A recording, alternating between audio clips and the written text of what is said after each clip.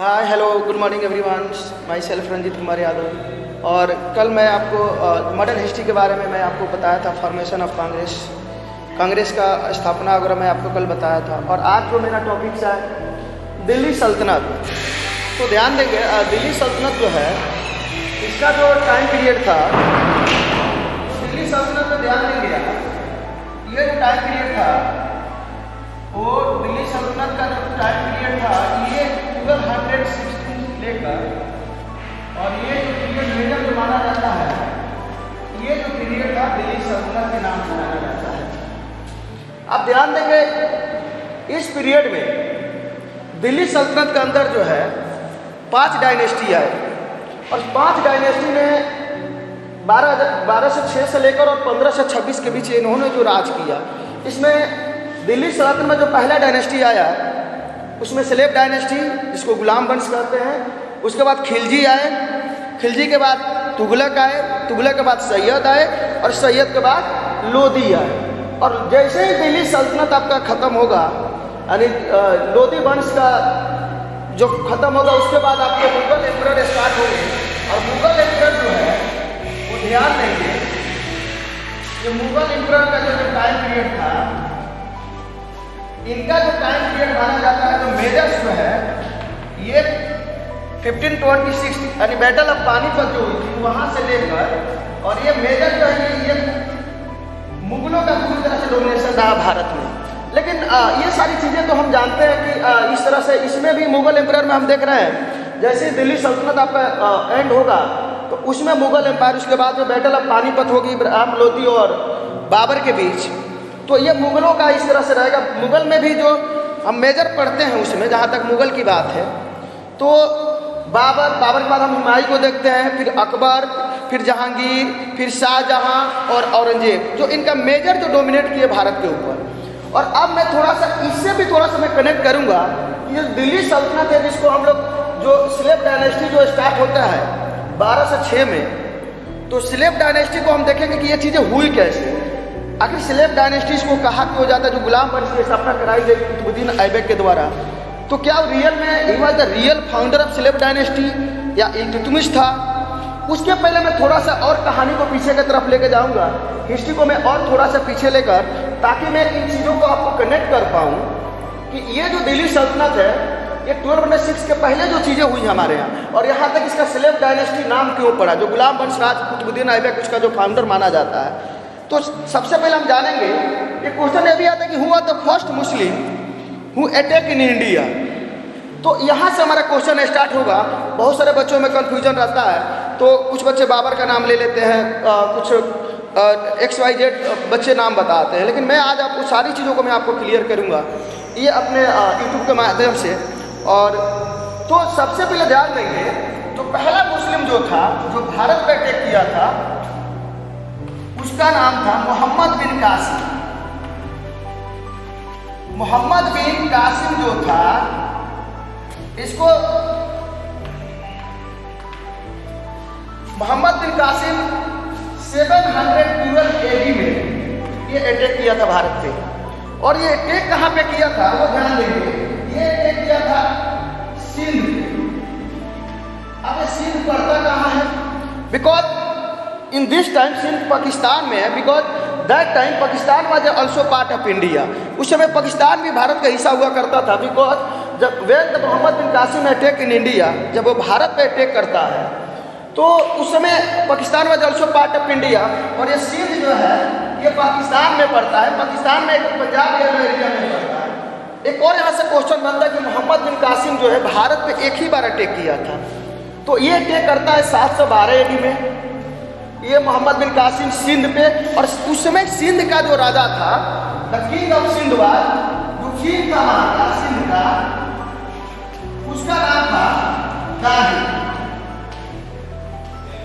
उस समय सिंध का राजा दाहिर हुआ करता था जिसके साथ 712 AD में अटैक करता है।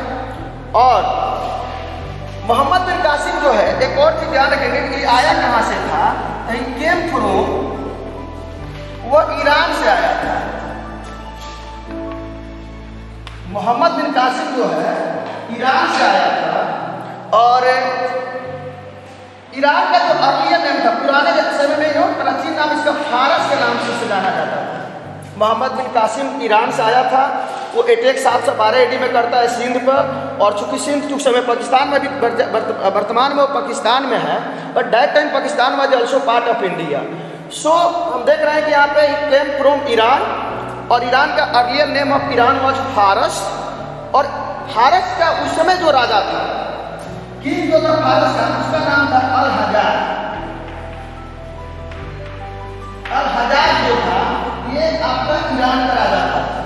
तो भारत में ये मोहम्मद बिन कासिम 712 AD में अटैक किया, एक बार आया, और तकरीबन ऐसा माना जाता है कि यहाँ से 600 महिलाओं को स्लेव बनाकर,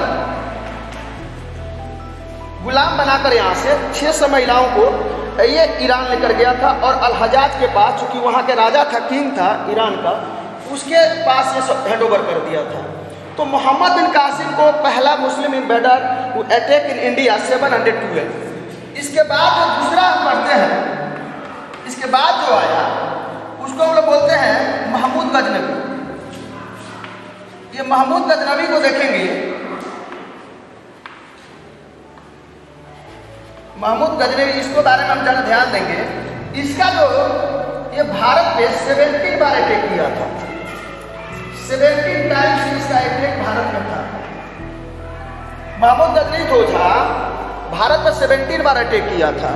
लेकिन इसके थोड़ा सा और हम जान लें कि ये जो गजनी से आया, गजनी चूँकि अफगानिस्तान में पड़ता है, तो ये गजनी से आया था, और 998 AD में ये अपने ही बाप को मार दिया था। इसके बाद का नाम था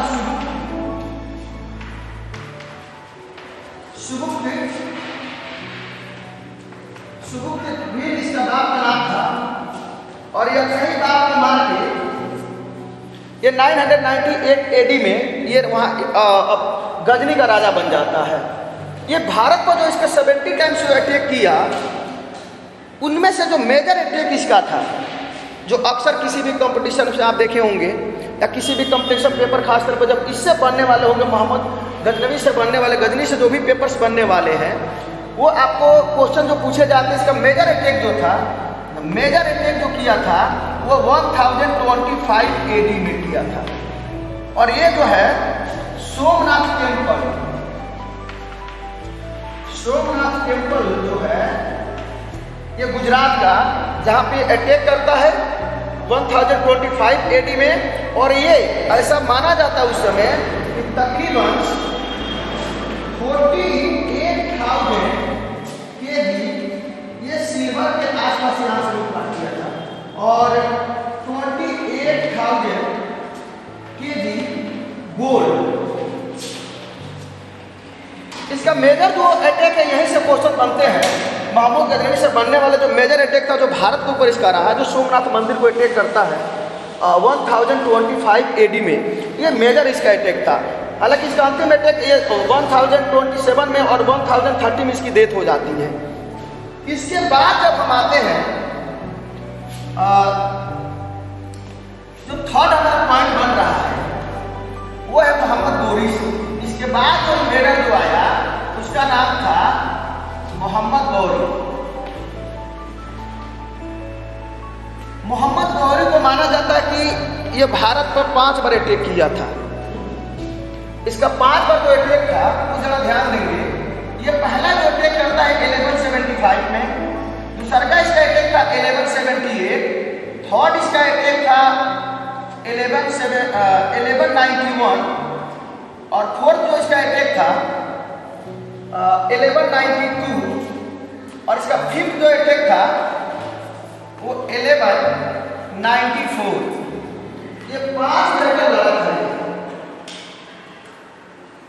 इस 5 बैटल में ध्यान देंगे, इस 5 बैटल में ये बैटल जीत गया था। मैं ऑन लिख दे रहा हूं, आप कैसे ध्यान देंगे। ये लॉस, ये भी ये जीत गया था, ये लॉस कर गया, लॉस्ट, ये जीत गया ऑन, और ये भी बैटल ये जीता हुआ था। मतलब ये 5 बैटल मोहम्मद गौरी लड़ा था। 1175 का जो पहला ये बैटल था ये पहला अटैक किया था भारत में मुल्तान पे। बिकॉज आप भी जानते हैं कि that time Pakistan was also part of India, Bharat का हिस्सा हुआ करता था मुल्तान, क्योंकि अभी वर्तमान में वो पाकिस्तान में है। तो पहला अटैक 1175 में करता है मुल्तान पे, और उस समय जो मुल्तान का राजा था उसका नाम था मूल नाम के राजा था, जिसके साथ पहला बेटा लड़ता है। सेकेंड 1178 में। लेकिन इससे जो मेजर जो क्वेश्चन आपसे पूछे जाते हैं मोहम्मद गोरी से, तो ध्यान देंगे वो सबसे ज़्यादा क्वेश्चन आपसे पूछे जाएंगे 1191 पर। 1191 में क्या करते हैं, इसको बोलते हैं कि first battle of Tarain. First battle of Tarain के नाम से इसको जाना जाता है, फर्स्ट बैटल ऑफ तराइन। और ये लड़ी गई थी मोहम्मद गोरी और पृथ्वीराज चौहान के बीच। तो इस बैटल में मोहम्मद गोरी जो है फर्स्ट बैटल ऑफ तराइन ये हार जाता है।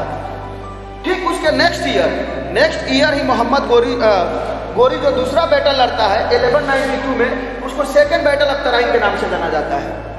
सेकेंड बैटल ऑफ तराइन 1192, इसमें ये मोहम्मद गोरी जो है जीत जाता है। और उसके बाद जो फिफ्थ बैटल लड़ाई है 1194 में, जिसमें ये चंदावर की लड़ाई लड़ता है और उसमें जयचंद को मार देता है। तो ये मोहम्मद गोरी जो था, ये बैटल 5 मेजर जो लड़ा था भारत, इसका 5 टाइम्स अटैक था।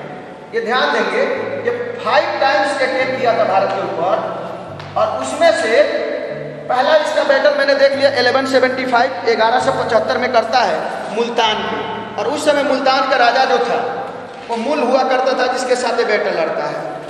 सेकंड बैटल मैंने देखा 1178। फोर्थ बैटल जो है इसका 1191 का 1191 का, जिसको हम लोग बैटल ऑफ तराइन के नाम से जानते हैं। इस बैटल में मोहम्मद गोरी जो है पृथ्वीराज चौहान से इस बैटल को हार गया था। फिर उसके बाद तो अगला बैटल ये लड़ता है ठीक उसके नेक्स्ट ईयर, अगले साल 1192 में, और ये बैटल ये जीत गया। और अंतिम बैटल अपना लड़ता है 1194 में। 1194 में ये लड़ता है और वो जयचंद को चंदावर की लड़ाई में ये मार देता है। तो इससे बनने वाले जो भी प्रश्न हैं आपके मोहम्मद गोरी से, तो मेजर आपके बैटल ऑफ तराइन फर्स्ट और सेकंड से ही क्वेश्चन पूछे जाते हैं। एक और उसका है कि एक इसी का एक कमांडर था जिसका नाम था Mohammad bin Bakhtiyar Khilji, the commander of Mohammad गोरी।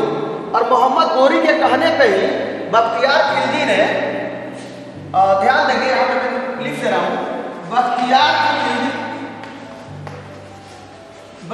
खिलजी ने 1199 में 1199 AD में नालंदा यूनिवर्सिटी में ये आग लगा दिया था। और ये ऐसा माना जाता है कि नालंदा यूनिवर्सिटी में बख्तियार खिलजी जो आग लगाया तो मोहम्मद गोरी का कमांडर था, and he was the commander of Mohammad Ghori. और मोहम्मद गोरी के कहने पे ही बख्तियार खिलजी ने नालंदा यूनिवर्सिटी में आग लगाया था। और वो नालंदा यूनिवर्सिटी तकरीबन 3 महीने तक जलती रह गई थी। तो ये इसके जो चीज़ है, इससे बनने वाले जो चीज़ थे, तो मैंने देखा कि 1194 तक हमने देख लिया कि बैटल ऑफ चंदावर था। उसके बाद हम देखते हैं कि 1199 में 1199 में इसी का कमांडर जो था बख्तियार खिलजी, जो कि नालंदा यूनिवर्सिटी में आग लगा देता है इसी के कहने पे। तो हमने 1199 देख लिया। लेकिन इसी के बाद इसी का एक गुलाम था जिसका नाम था कुतुबुद्दीन ऐबक। और वही जब हमने आपको जो हेडिंग लिखा था दिल्ली सल्तनत, जो कि दिल्ली सल्तनत यही शुरुआत होता है कि ये जो मोहम्मद गोरी था, इसका जो गुलाम था उसका नाम था कुतुबुद्दीन ऐबक। और जैसे मोहम्मद गोरी के मरने के बाद दिल्ली का सक्सेसर बना, उत्तराधिकारी ये बनता है कुतुबुद्दीन ऐबक। तो कुतुबुद्दीन ऐबक ने 1206 में स्लेव डायनेस्टी का इन्होंने फाउंडर इसे माना जाता है। तब मोहम्मद गोरी के मरने के बाद उसका जो एक गुलाम था जिसका नाम था कुतुबुद्दीन ऐबक, और इसीलिए इसको हम लोग स्लेव डायनेस्टी के नाम से जानते हैं। कुतुबुद्दीन ऐबक जो है स्लेव डायनेस्टी माना जाता है, स्लेव डायनेस्टी का फाउंडर माना जाता है। इन्होंने स्थापना की थी गुलाम वंश का दिल्ली में, जो दिल्ली सल्तनत हम देख रहे हैं। अब यहाँ पे एक और क्वेश्चन आप बनते हैं कि क्या who was the real founder of slave dynasty.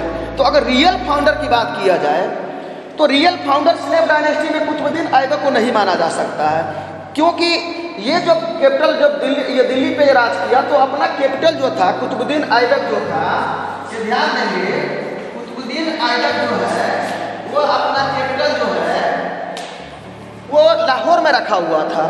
तो अगर पेपर आपसे ऐसे पूछ दिया जाए कि who are the real founder of Delhi slave dynasty, तो आप बताएंगे कि इल्तुतमिश था। रियल फाउंडर इल्तुतमिश को माना जाता है। कुतुबुद्दीन ऐबक को अगर नॉर्मल क्वेश्चन बन रहे हैं कि हुआ the founder of slave dynasty, गुलाम वंश का संस्थापक कौन था, तो आप वहाँ पे कुतुबुद्दीन ऐबक कर सकते हैं। लेकिन रियल फाउंडर अगर आपसे पूछा जाए कि हुआ the real founder of slave dynasty, तो then you have to take the name of Qutubuddin Aibak को। रियल फाउंडर में नहीं रखेंगे, हम इसको रखेंगे नॉर्मल में, लेकिन रियल फाउंडर जब माना जाए तो वहाँ पे हम मानते हैं इल्तुतमिश को रखा जाएगा। अच्छा, इल्तुतमिश को जो है गुलामों का गुलाम भी कहा जाता है।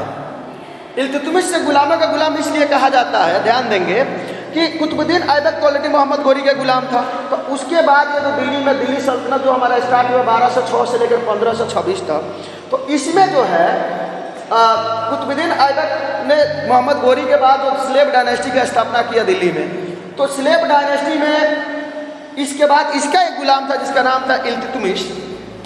तो इल्तुतमिश ने इसको गुलामों का गुलाम भी कहा जाता है, तो स्लेव ऑफ स्लेव के नाम से भी इल्तुतमिश को कहा जाता है। और यही कुतुबुद्दीन ऐबक जो अपनी बेटी की शादी भी किया था इल्तुतमिश से, इसको गुलामों का दामाद भी कहा जाता है। तो ये आपका कंसेप्ट क्लियर हो कि इसका दिल्ली सल्तनत में स्लेव डायनेस्टी नाम क्यों पड़ा। तो ध्यान देंगे, दिल्ली सल्तनत में स्लेव डायनेस्टी के बच्चे बहुत सारे रीजन नहीं समझ पाते। गुलाम वंश हम किताबों में पढ़ते हैं, लेकिन उसका जो एक्चुअल देखा जाए तो यहीं से उसकी जर्नी शुरू होती है। ये पहला इन्वेडर जो आता है मोहम्मद बिन कासिम, फिर उसके बाद हम देख रहे हैं मोहम्मद गजनी को देख रहे हैं, फिर मोहम्मद गोरी। अब मोहम्मद गोरी से जब उसका जो स्लेव डायनेस्टी कुतुबुद्दीन ऐबक का यहाँ पे आता है, तो ये ध्यान देंगे।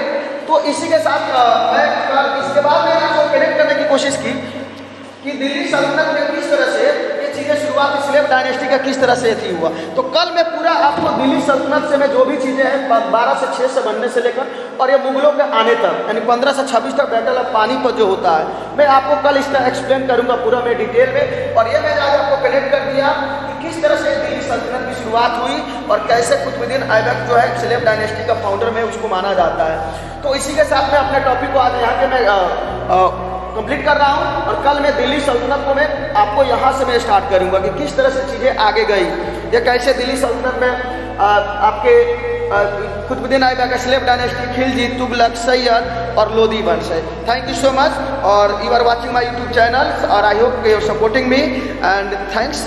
और मुझे कोऑपरेट करें, और अगर वीडियो अच्छी लगी तो आप लाइक करें, शेयर करें, और मैं इससे भी बेहतर चीज़ें मैं आपको लेकर आऊँगा, और जो भी फैक्ट्स बनने वाले हैं। और आपको, चूँकि मेरा ऐसा मानना है कि मैं हिस्ट्री पढ़ाता नहीं हूँ, मैं हिस्ट्री सिखाता हूँ। चूँकि हिस्ट्री क्या है बच्चों, रोट लर्निंग पे आपको ज़्यादा ध्यान नहीं देना है। You have to understand the factual of the history. तो history repeat in a same pattern, इतिहास एक ही पैटर्न में चलता है। तो आई होप आप मुझे कोऑपरेट करें। अगर मेरी वीडियो अच्छी लगी तो मैं कल से कोशिश करूँगा कि आपको स्मार्ट बोर्ड पे मैं सारे चीज़ों को मैं मटेरियल के साथ आपको पढ़ाऊँ, और जो भी मेरे जो जानकारी है, और कल मैं दिल्ली सल्तनत के बारे में आपको एक एक डायनेस्टी के बारे में आपको मैं बताऊँगा। Thank you so much watching.